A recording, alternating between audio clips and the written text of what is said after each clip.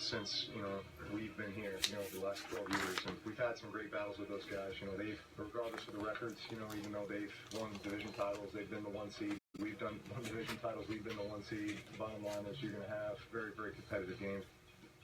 Yeah, this is the first of two meetings between the two teams over the next 3 weeks, and for Matt Ryan and the Falcons, at 7-5, they are currently on the outside looking in the wild card race after a tough loss last Sunday at home against the Vikings. Last week was a tough one for us. We didn't play our best, certainly on offense. I thought our defense did a great job. We didn't pull our weight offensively, but, hopefully it brings us together. I think this short week is a good thing, too. But last year's team is done. That season is gone, and it's about this group of guys coming together and trying to be the best team we can be, and hopefully getting hot here in the month of December. Well, speaking of the Vikings, they're getting ready for another big road game this Sunday at Carolina. And earlier today, Vikings running back Latavius Murray joined our own Mike Florio on NBC Sports Radio. We know we still haven't really done anything yet. We just, we have a 10-2 record, sitting in a good place, but we still want to win the division. We still want to solidify being in the, playoffs. And then from there, again, we just want to continue to be better, be a better team in the postseason.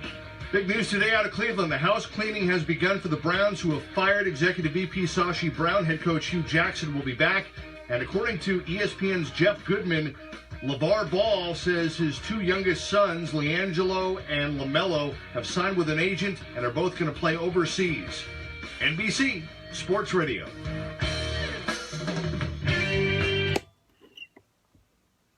Are we sick of the Ball family yet? I really, pulling out of UCLA. I mean, they're the ones shoplifting in China. They're the ones acting.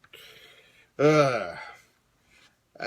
honest with you, ETSU basketball, love it lots. After that, the sport has lost me. And I know that you've got people telling you that's the sport of the future. And certainly ESPN is going to try to make it the sport of the future, what with the $2.9 billion they have invested in the NBA. I mean, it's my prediction that in the next decade, especially when the ESPN contract winds down, and to whatever significant factor ESPN will be in 2021, I think they'll be around, don't get me wrong.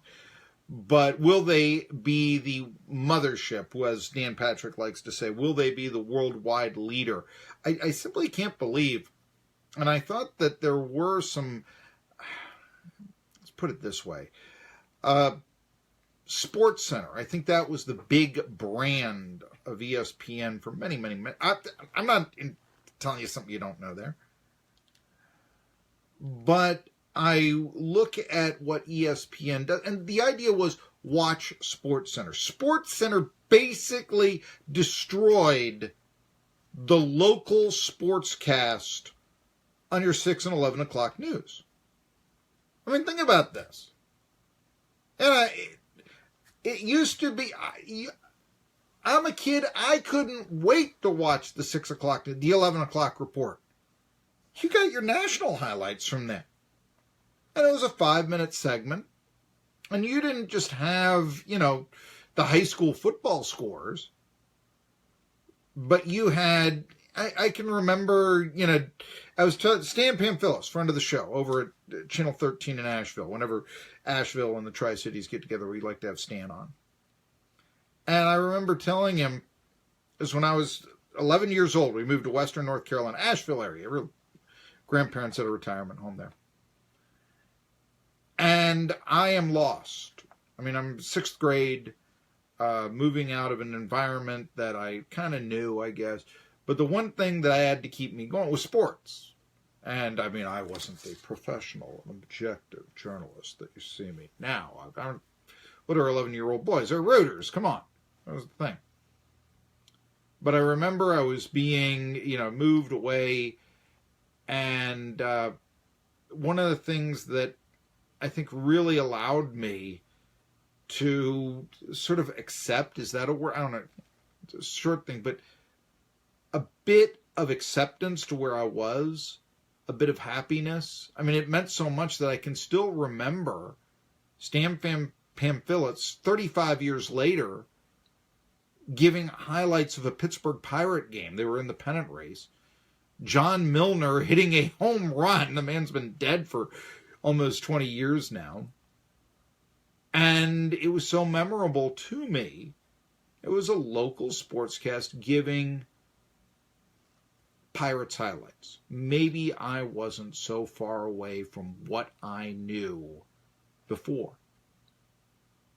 Guess what? I would not have that now. I would be watching SportsCenter to get, or, now, obviously with the internet, I can have how many, various websites tracking just the teams that I like, this sort of thing. One can be and get a lot of information. It's just not quite the same interaction, the personal interaction that you'll lose from talking, let's say, ETSU in the Tri-Cities.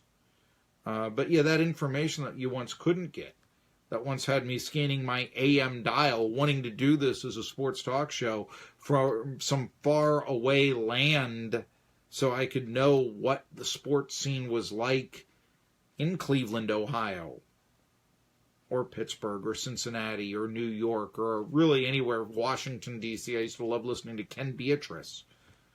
#1 sports voice in Washington, WMAL, Ken Beatrice. You're next! Okay.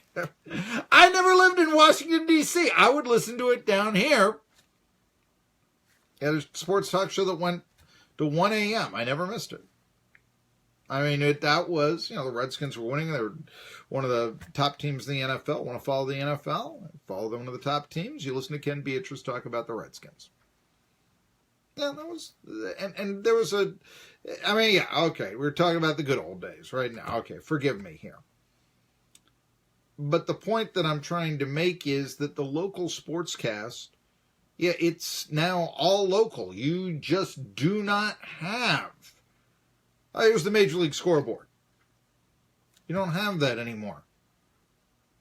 I can remember moving here in 1986, turning on the 11 o'clock news. It was 86. If you know your stuff, the Red Sox won a pennant that year. Sunday sportscast led off with highlights of the Red Sox. They were leading the American League East at the time. They were a big sports story. You would not see that now from the Bristol TV station. You would not get highlights at all. That led back then. You wouldn't get it at all. I started thinking about it, and I said, boy, how has NASCAR really taken off, and how has baseball fallen? Because now you'd get, obviously, the NASCAR race in the middle of the summer. That would be what the lead would be. In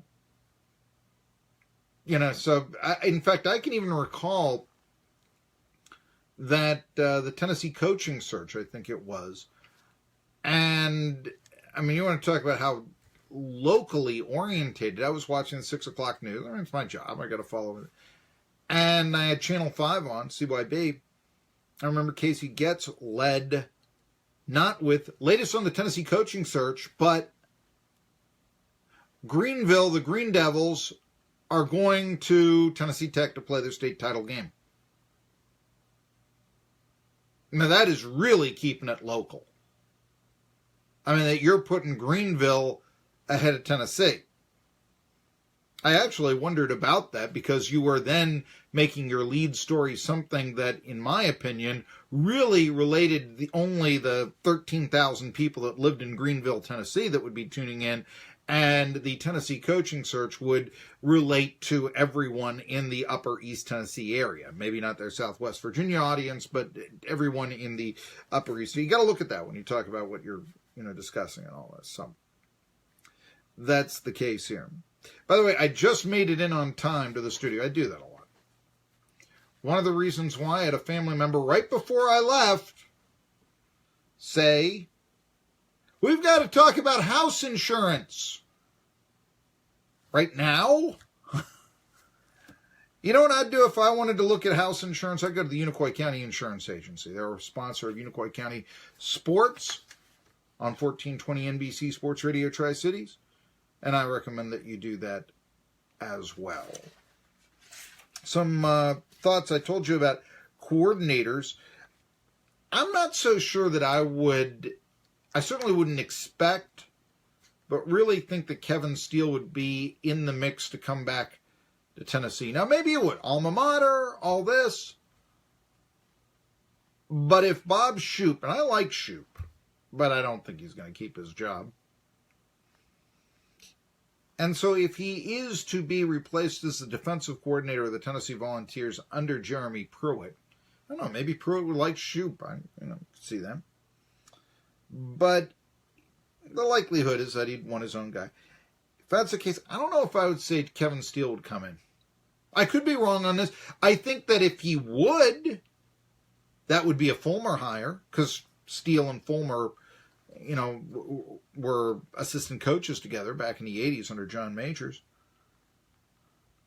But would you leave a winning, especially at the age that Steele is in his 50s, if he wants to be a head coach again, would you leave Auburn to go to Tennessee?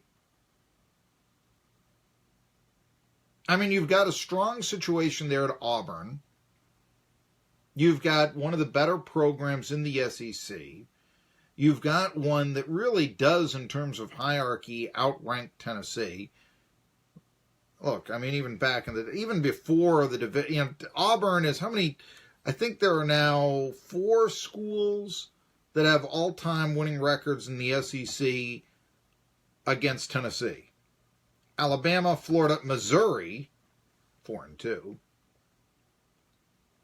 I think Georgia and Tennessee are real even. If Georgia moved ahead this year, it's by 1 game. But we'll just call it, if it's 1 game one way or the other, that's 500. Okay, we'll just call that 500. And Auburn. Auburn's one of the, used to be, there were only 2 teams that had winning records lifetime against Tennessee. It was Auburn and Alabama. If we're going to 1970, then the Alabama-Auburn series is tied historically. It's 2017. Yeah, Bear had some things going on there. Let's see. In fact, I'm looking in social media, and some people are comparing Pruitt's hire to that of Bill Battle. That's a real historian. Battle was the coach that came in 1970. I think he was 28 years old. He was from Alabama. He played for Bear Bryant. And to be brutally honest with you, if you're comparing that, first of all, I don't think Bill Battle, he had a winning record. I mean, I know that people say the program was down at the end. There's a question. Is Butch Jones the new Bill Battle? Because Battle won some games. He had some good years. I mean, the damage that those Tennessee teams did against Penn State back in the day, beating them when Penn State wasn't losing anybody because they weren't playing anybody. I know, let's go down south and play Tennessee. Franco Harris's last game in the regular season, Tennessee beats them 31-11 with a 4th-string quarterback. It was 31-3 until the last minute. I guess maybe a minute and a half or so, but you get that. It's an by the way touchdown by Penn State. I mean, Tennessee routed them. That's one of the reasons why, then the next year, Penn State playing, Penn State always has that reputation of playing nobody. Next year, 73 Penn State, I'm talking 73 Nittany Lions, my goodness.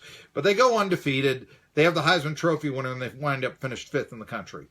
That's the reason why. I mean, it's the sort of, that's a Bill Battle team. That's the reputation they gave to him for the time being. So how bad was Bill Battle? End of the 10-year, okay. I get some people saying, Jeremy Pruitt is another Bill Battle on social media.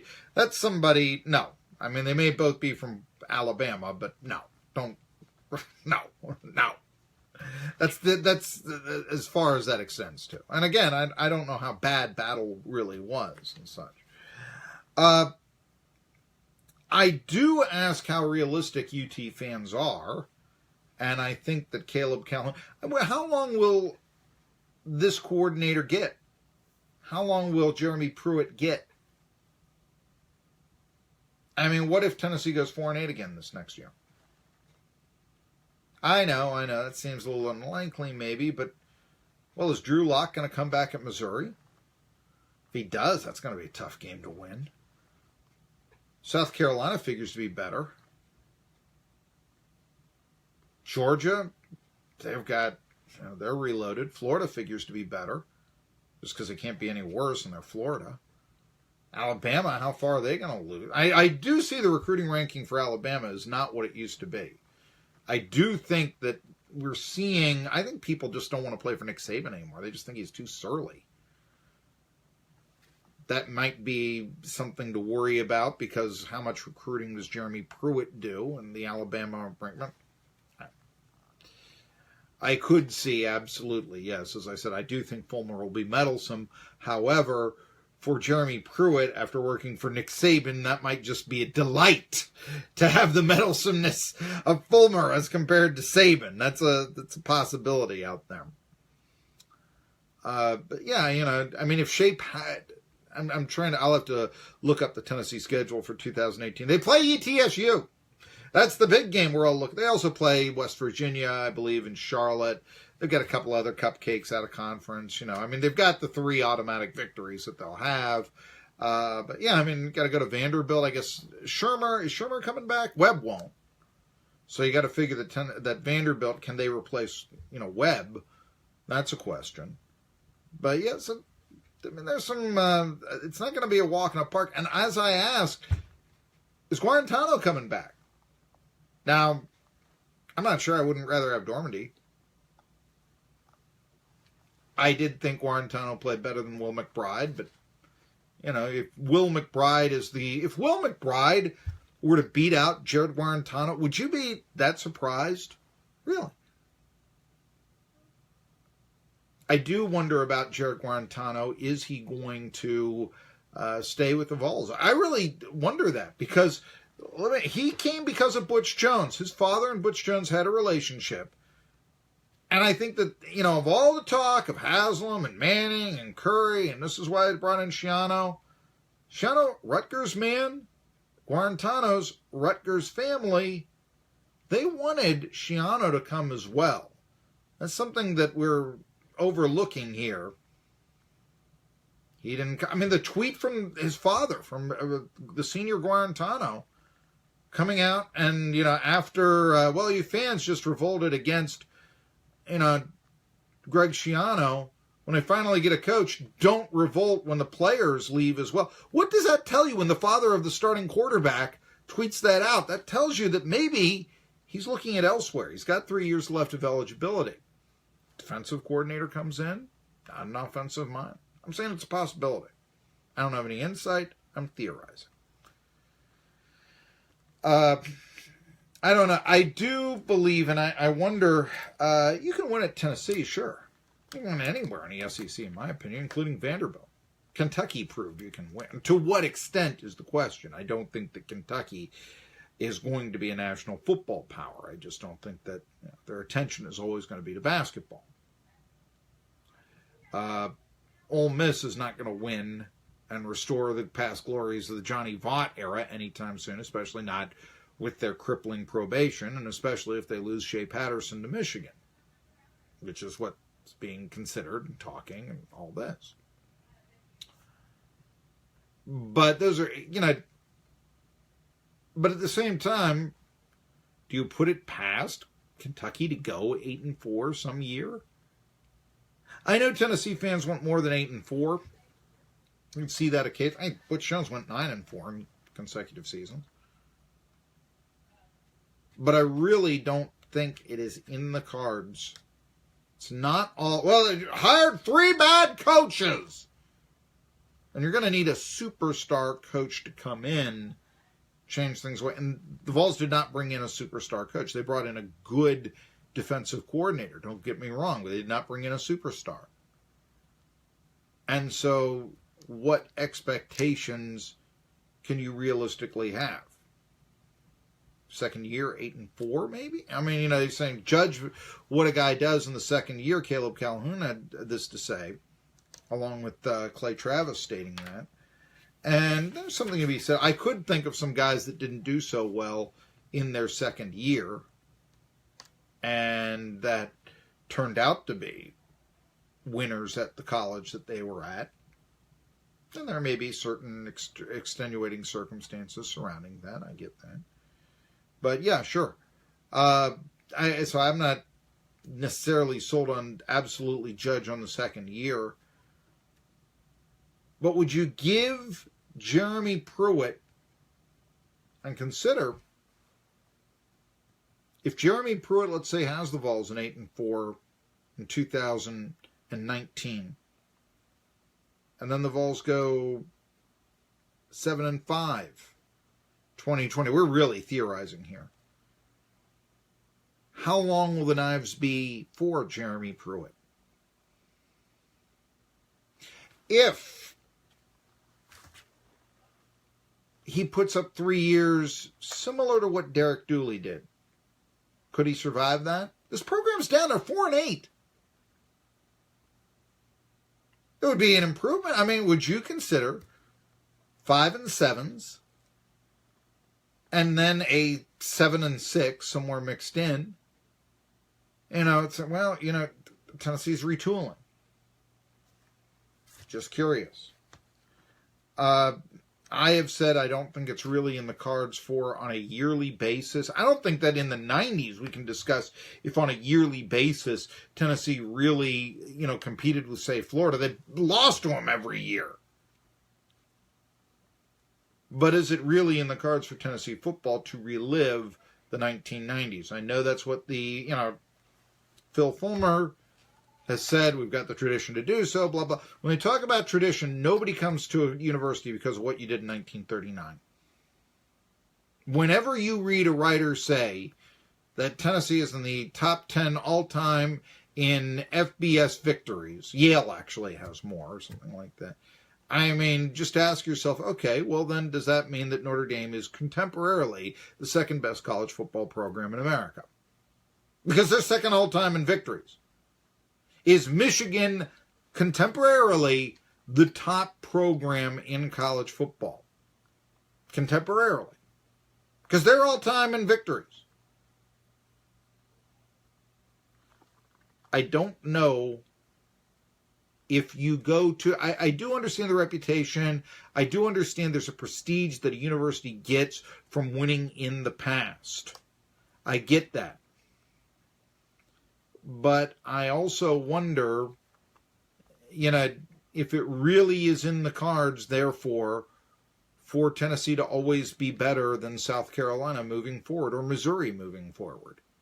And those are the teams I think you got to beat first instead of the Georgias and the Florida. You got to work on those teams first and then look to take on the big boys in the SEC East. And that's one thing. Anyway, I'm going far too long on these segments here. And I've got more to say. And I got to talk, like I said, ETSU. We've got that coming up. We've got so much here. Roger Goodell signed an extension. He's going to make $40 million a year. What's he doing? Tri-City Sports Now. Canarsie Arts and Heritage Center